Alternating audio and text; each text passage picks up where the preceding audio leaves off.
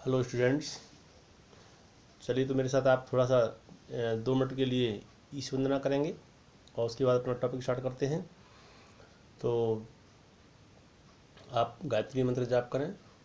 ओम भूर्भुवस्वः तत्सवितुर्वरेण्यं भर्गो देवस्य धीमहि धियो यो नः प्रचोदयात्।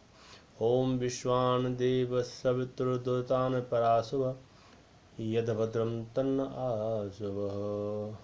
त्वमेव माता च पिता त्वमेव बन्धुश्च सखा त्वमेव विद्या दृढं त्वमेव सर्वं मम देव। तो चलो बच्चों, कल हमने अब तक जाना इस क्लास के अंतर्गत हमने काव्य सौंदर्य तत्वों का पहला तत्व रस, उसके बारे में हमने चर्चा की। रस के बारे में, रस क्या है, रस किसे कहते हैं, रस कितने अंग हैं, यानी कितने अवयव हैं। उसके बाद हमने तो बच्चों चर्चा की कि रस की पहले अंग के बारे में, स्थायी भाव के बारे में। स्थायी भाव किसे कहते हैं, स्थायी भाव क्या है, स्थायी भाव से क्या समझते हैं, और कितने स्थायी भाव कितने हैं, किस स्थायी भाव से कौन सा स्थायी भाव किस रस को प्राप्त होता है, और उनकी पहचान क्या है। ठीक है बच्चों। उसके बाद में हमने फिर तीसरा तत्व विभाव, स्थायी भाव, विभाव और अनुभाव। तो विभाव के बारे में आपसे चर्चा की, विभाव के जो भेद बताए। अब आज हम चर्चा करते हैं बच्चों अनुभाव के बारे में। देखिए बच्चों, आप इसे हल्के में न लें, सीरियस होकर पढ़ें, क्योंकि आप ढंग से पढ़ लेंगे। आप सोचते तो किताब में लिखा हुआ है, हम तो ये क्या करेंगे, हम जान थोड़ा बहुत हमें आता है। नहीं, ऐसा नहीं है। जब तक आप इसे अच्छी गहराई से नहीं पढ़ोगे, ध्यान नहीं दोगे, तो ये चीज़ें आपको आने वाले समय में काम नहीं आएंगी। तो इसलिए आपको इसे ध्यान से देखना है, क्योंकि आप तैयारी करेंगे तो आप एग्जाम में फिर भूल जाते हैं। ठीक है। और ये जो व्याकरण जो भाग है हिंदी का, इतना महत्वपूर्ण है कि देखिए बच्चों, अगर आप कोई थ्योरी लिखते हो, कोई व्याख्या लिखते हो, तो उसमें क्या है कि उसमें आपको बहुत से वर्ड्स लिखने पड़ते हैं, 50 वर्ड्स, 100 वर्ड, 250 वर्ड, तब नंबर मिलते हैं।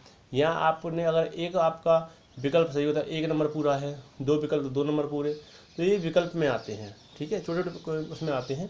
तो इसलिए इनको आप अभी से ध्यान से पढ़ें और ये न सोचें अभी पूरा साल पढ़ा हुआ है। ओके, तो स्टार्ट करते हैं।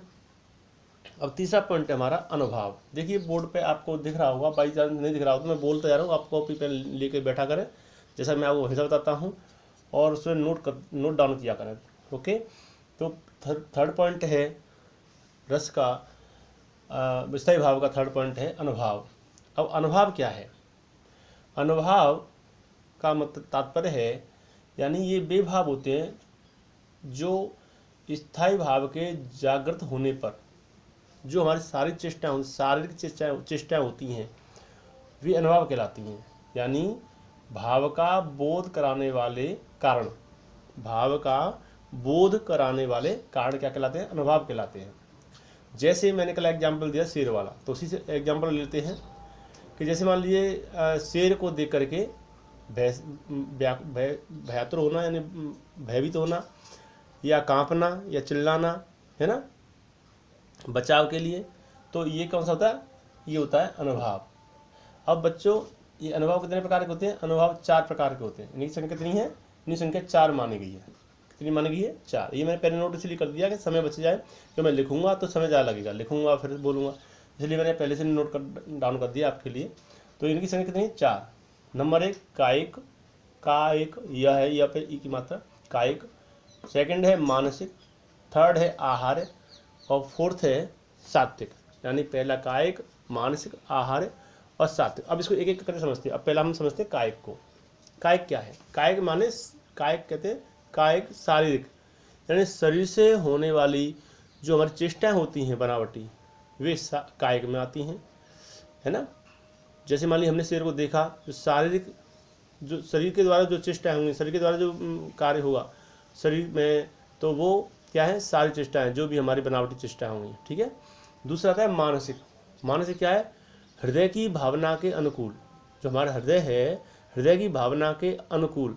यानी अनुकूल क्यों? क्यों शेर देखा, डर लग रहा है, तो अनुकूल हो गया ना।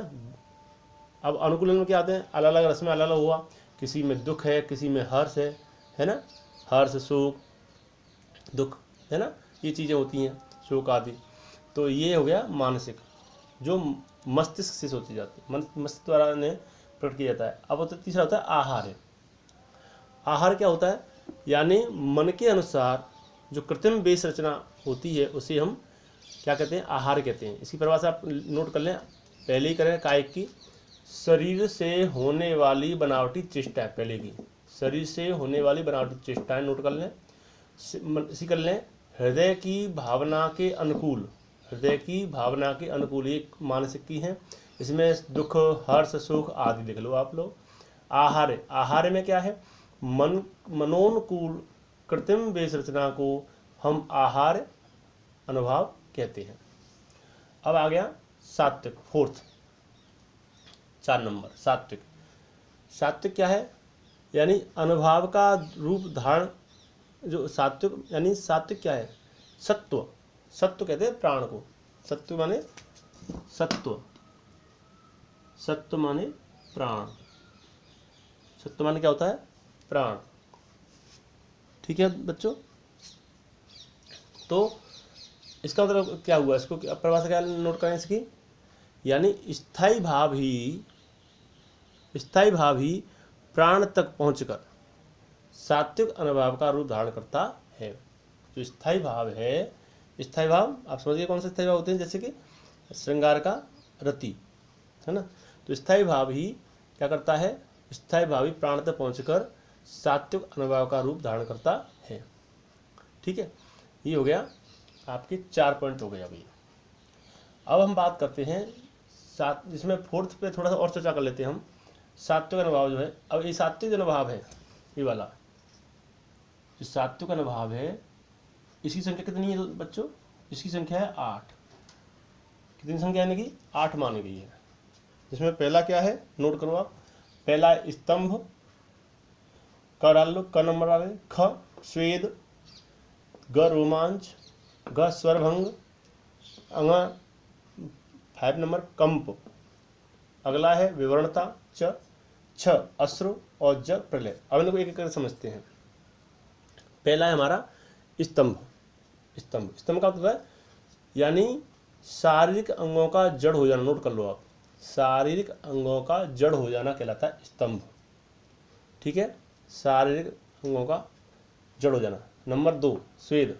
स्वेद का मतलब क्या होता है, स्वेद कहते हैं पसीने पसीने हो जाना। क्या हो जाना, पसीने पसीने हो जाना।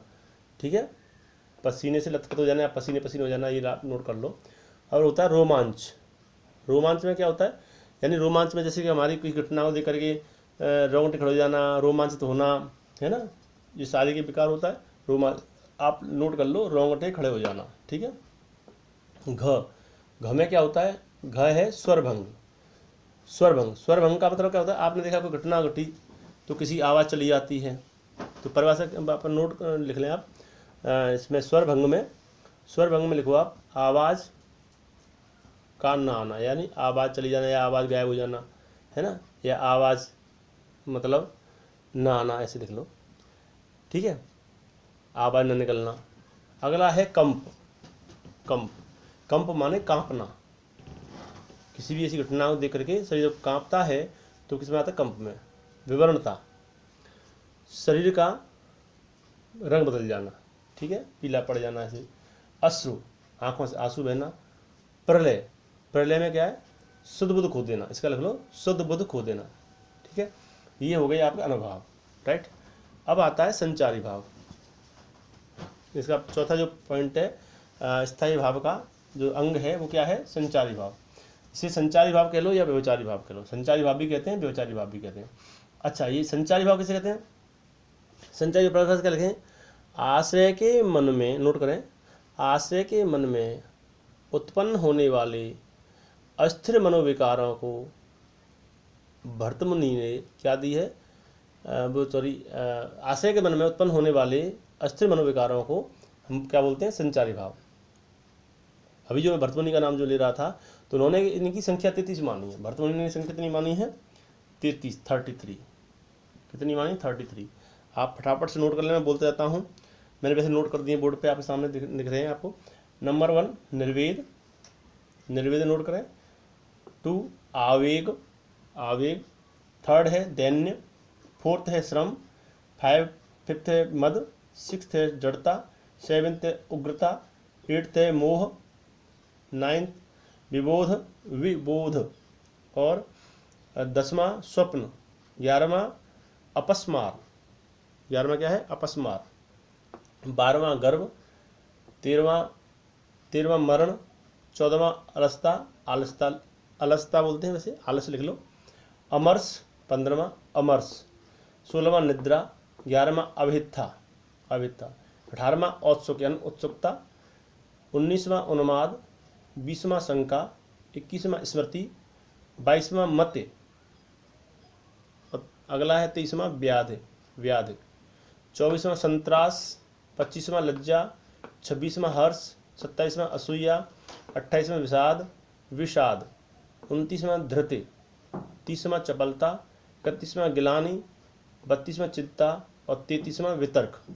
ठीक है, इनको आप रिपीट करके नहीं सुन पाए हो तो दोबारा नोट कर सकते हैं। तो बच्चों सॉरी, ये 33 मनोविकार होते हैं जो अस्थिर होते हैं। ठीक है, जैसे मैं आपको एग्जांपल देता हूँ। एक मान लीजिए हमने कोई हमें अब एग्जांपल हमने उसका लिया है सिर का, तो सिर का ही चलते हैं, सिर पे चलते हैं, उसी के द्वारा समझते हैं। जैसे मान लीजिए हम कहीं जा रहे हैं और जाकर के हमें भय डर लगा, और डर लगा तो क्या होगा, कभी हम जड़वत हो जाते हैं, है ना, कभी हमें शंका होती है ना, कभी हमें विषाद से गिर जाते हैं, कभी चंचलता आ जाती है कि क्या करें। तो ये क्या है, ये भाव कैसे हैं? ये भाव होते हैं संचारी भाव या व्यभिचारी भाव, ये पानी के बुलबुलों की तरह उठते हैं और डूबते हैं, उठते हैं मिटते हैं, उठते हैं मिटते हैं, पानी बुलबुल उठते हैं पानी में, सेम इनकी स्थिति होती है। तो इनको क्या बोलते हैं, ये कहलाते हैं संचारी भाव। क्या कहलाते हैं? संचारी भाव। तो ये आप नोट कर लिए। तो ये चारों पार्ट जो रस के हैं, चार जो रस के हैं, ये आपके सामने क्लियर हुए हैं और इनको आप नोट कर लें। राइट बच्चों, ठीक है। अब हम चलते हैं, समझते हैं कि रस। अब रस में देखिए, जो 12th आर्ट्स के जो स्टूडेंट्स हैं उनके कुछ सिलेबस में सारे रस पढ़ने हैं आपको। ठीक है, जैसे श्रृंगार रस पढ़ना है आपको, श्रृंगार ही पढ़ना है, करुण रस पढ़ना है, और हास्य रस भी पढ़ना है, रौद्र पढ़ना है, भयानक है, वीर है, बीभत्स है, अद्भुत है, ठीक है, शांत है, भक्ति है, वात्सल्य है, सारे रस पढ़ने हैं। अगर आप साइंस के स्टूडेंट हैं तो आपको श्रृंगार रस पढ़ना है, और श्रृंगार के साथ में आपको पढ़ना है करुण रस, हास्य रस, वीर रस और शांत रस। ठीक है, साइंस के स्टूडेंट हैं तो ठीक है, ये रस पढ़ने हैं। यानी साइंस वालों को केवल जो पढ़ने होते हैं 5 रस पढ़ने होते हैं। ठीक है, साइंस वालों को और कॉमर्स वालों को, शेष को आर्ट्स वालों को सारे पढ़ने होते हैं। ठीक है, तो पहला मैंने बताया साइंस और कॉमर्स वालों के लिए श्रृंगार, और सेकंड है कर्ण, थर्ड है हास्य, फोर्थ है वीर, फिफ्थ है शांत। ठीक है, और आर्ट्स वालों को सारे पढ़ने हैं। तो अब हम पहला शुरू करते हैं श्रृंगार रस। क्या है बच्चों? श्रृंगार रस। एक सेकंड, श्रृंगार रस।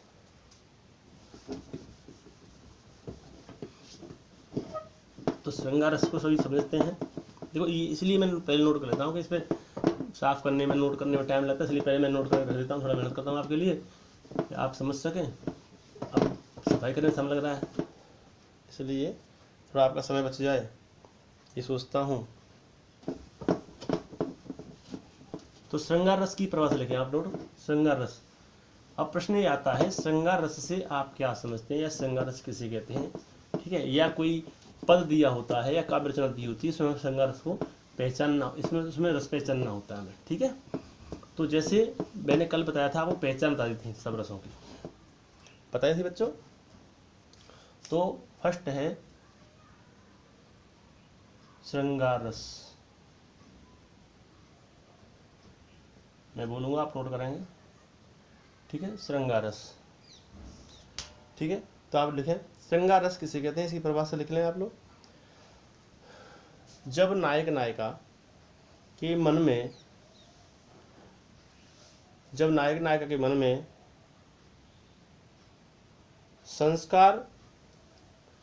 संस्कार रूप में स्थित, संस्कार रूप में स्थित रति या प्रेम रस दशा को प्राप्त होता है। यानी जब वो आस्वादन योग्य हो जाता है तब वो श्रृंगार रस कहलाता है, तब वो क्या कहलाता है? श्रृंगार रस। या आप दूसरा लिख लें, विभाव, अनुभाव और संचारी भाव के संयोग से, विभाव, अनुभाव या संचारी भाव के संयोग से श्रृंगार रत नामक स्थायी भाव रस रूप में परिणत होकर श्रृंगार रस कहलाता है। ठीक है बच्चों, ये आपने पढ़ा नोट कर ली होगी। अब देखिए इसका एग्जाम्पल लेते हैं एक। ठीक है, जैसे उदित उदयगिरि मंच पर, उदित उदयगिरि मंच पर रघुवर बाल पतंग, जैसे बुक में लिखा हुआ आप नोट कर सकते हैं उसमें से पतंग।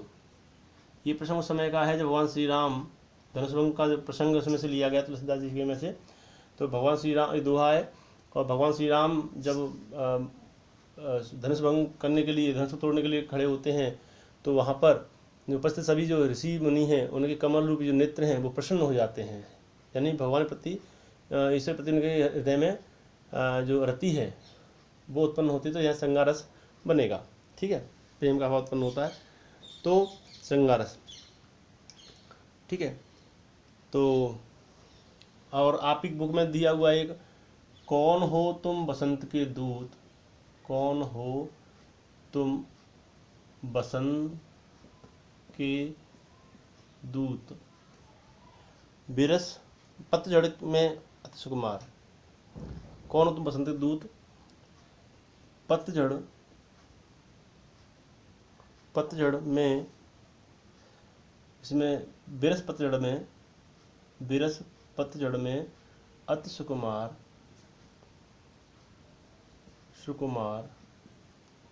ठीक है। घन तिमिर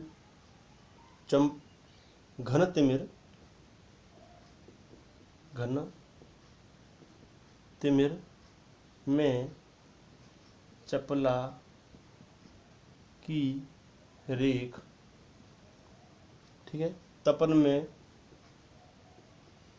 में शीतल मंद बयार, ये आपकी श्रद्धा और मनु प्रसंग में से लिया गया है। ठीक है, और ये आपका मैंने बताया था उसमें से लिया गया, तो धनुष भंग में से, ये 10th क्लास में है। और इसकी एक लाइन में आपको बोलना भूल गया, लिखो, उदयगिरि मंच पर रघुवर बाल पतंग बिकसे संत सरोज सब हरसे लोचन भृंग कहते हैं भौरे को, लोचन कहते हैं नेत्र को। ठीक है, तो अब इनको समझते हैं थोड़ा सा। अब इसमें क्या आता है, इसमें पूछा था स्पष्टीकरण। क्या पूछा था? स्पष्टीकरण। तो ये थोड़ा एक एग्जाम्पल का इसका ही चलो स्पष्टीकरण ले लेते हैं जो आपके कोर्स में है। कौन हो तुम बसंती दूत, पतझड़ में अति सुकुमार, घन तिमिर में चपलता की रेख, और तपन में शीतल मंद बयार। इसका स्पष्टीकरण क्या होगा? तो इसमें स्पष्टीकरण नंबर 1, पहला क्या लिखेंगे? 4 अंग होते हैं, 4 लिखने हमें। जैसे कि 4 अंग बताए थे, मैंने कौन से बताए थे? पहला स्थायी भाव। स्थायी भाव क्या होगा इसका? रति। क्या होगा बच्चों? स्थायी भाव क्या होगा? रति। विभाव क्या होगा इसमें? बताइए, सोचो। विभाव मैंने बताया था नंबर 1। विभाव में नंबर 1 में क्या लिखेंगे? आश्रय। आश्रय कौन है? जिसके हृदय में भाव उत्पन्न होता है। भाव किसके हृदय में उत्पन्न हो रहा है? मनु के में। ठीक है, किसको देख करके? श्रद्धा को देख करके। अब उद्दीपन कौन है इसमें? नंबर 2। उद्दीपन बताइए प्रापर से। उद्दीपन क्या है? यानी मैंने बताया था उद्दीपन जो भावों को और उद्दीप्त करते हैं वो कारण क्या कहलाते हैं? उद्दीपन। तो क्या है? एकांत प्रदेश। क्या हुआ? एकांत प्रदेश, क्यों वहाँ? ठीक है, और इसमें एक पॉइंट और लिखा है, अनुभव। अनुभव क्या है? अनुभव बताइए बराबर। यानी अनुभव है, वहाँ पर थर्ड पॉइंट लिखेंगे श्रद्धा की सुंदरता, श्रद्धा की सुंदरता। ठीक है, ये क्या है, अनुभव है। और दूसरा क्या हो सकता है इसमें, दूसरा क्या है, यानी उनकी मीठी आवाज़, मीठी वाणी या कोयल जैसी वाणी, कोयल जैसी या कोयल जैसा कंठ। श्रद्धा की जो आवाज़ थी उससे प्रभावित हुए थे, इसी से लिए क्या हो गया। और क्या है, और हो सकता है इसमें एक वेशभूषा, श्रद्धा की जो वेशभूषा उसमें वर्णन किया है कवि ने, उसमें सुंदर क्या है, वेशभूषा कैसी उनकी सुंदर है। तो ये सब कारण क्या है, ये उन भावों को और उद्दीप्त कर रहे हैं।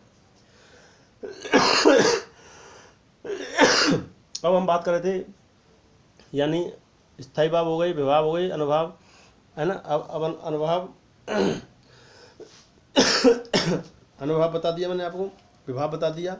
अनुभव क्या है, विभाव और अनुभव मैंने अभी बताया था आपको।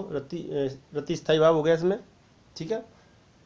और विभाव में क्या है, आश्रय मनु है, और श्रद्धा सॉरी एकांत उद्दीपन है। अनुभव क्या है, अनुभव क्या है बताया अभी मैंने, यानी श्रद्धा की सुंदरता है ना, कोयल जैसी वाणी है और सुंदर वेशभूषा, ये सब क्या है, अनुभव है।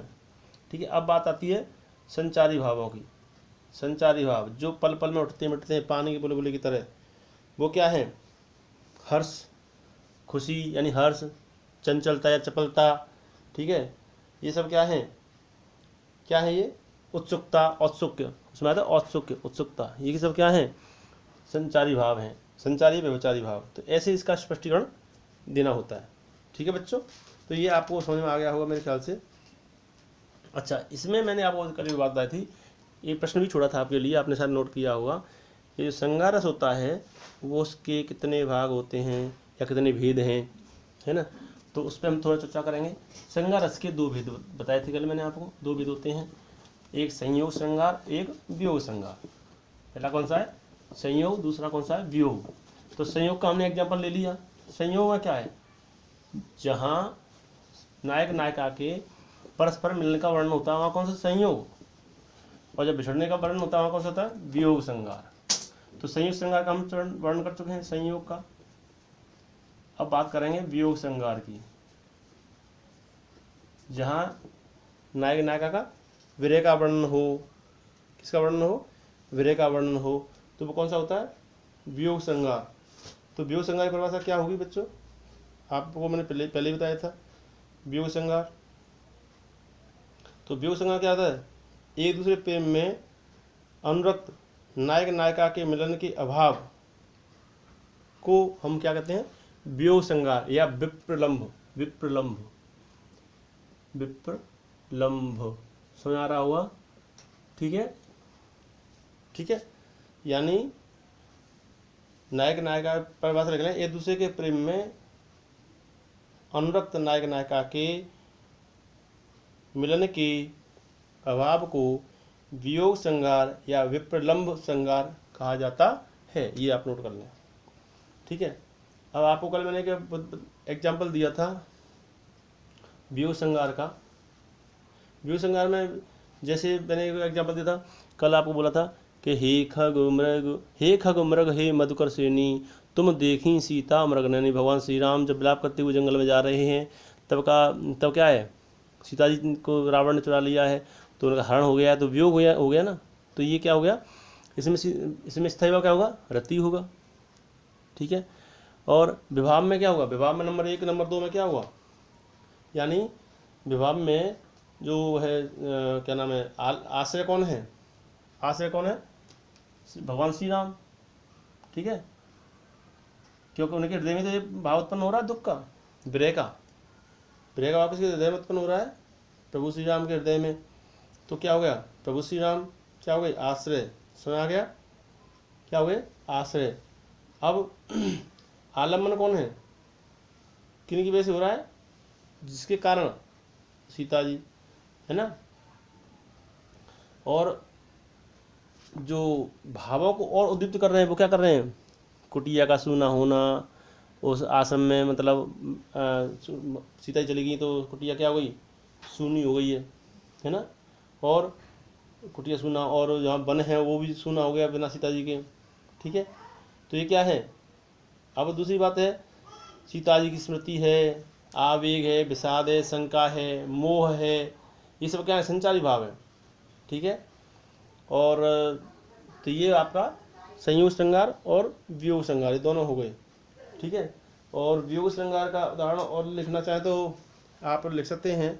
उसमें ऐसे आपका जो चैप्टर है, मैं रो रो के प्रिय ब्रह में बावली हो रही हूँ, पवन दूतिका, पवन दूतिका आपको ध्यान हो।